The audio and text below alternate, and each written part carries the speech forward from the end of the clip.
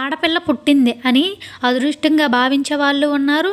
దురదృష్టంగా భావించే వాళ్ళు ఉన్నారు. పుట్టుకతోనే ఒక శాపంగా మారిపోయి ఉంటుంది ఆడదాని జీవితం. ఆడదాని జీవితం ఎలాగుంటదంటే రోజు ఇంట్లో వాళ్ళ కోసం కష్టపడుతూ ఆడవాళ్ళు సాధించలేనిదంటూ ఏమీ లేదు. అసలు ఇప్పుడున్న సమాజంలో తల ఎత్తుకొని జీవించాలంటే స్త్రీ తన పనులన్నీ చేసుకొని ఇంట్లో వాళ్ళందరినీ కూడా తీర్చిదిద్దుతుంది.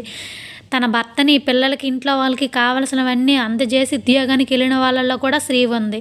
ఇన్నాళ్ళు కళ్ళల్లో పెంచుకొని కన్నవారిని వదిలి పెళ్లి తర్వాత వేరే ఇంటికి వెళ్తుంది. మునుపెన్నడీ లేని పరిచయాలు, కొత్త జీవితంతో, కొత్త వ్యక్తితో వేరే చోటుకి వెళ్ళి కొత్త మనుషులతో కొత్తగా బ్రతకాలి. భర్త మంచివాడైతే పర్లేదు, దురదృష్టవంతుడైతే మిగతా జీవితం అంతా కూడా సర్దుకునే పోవాలి.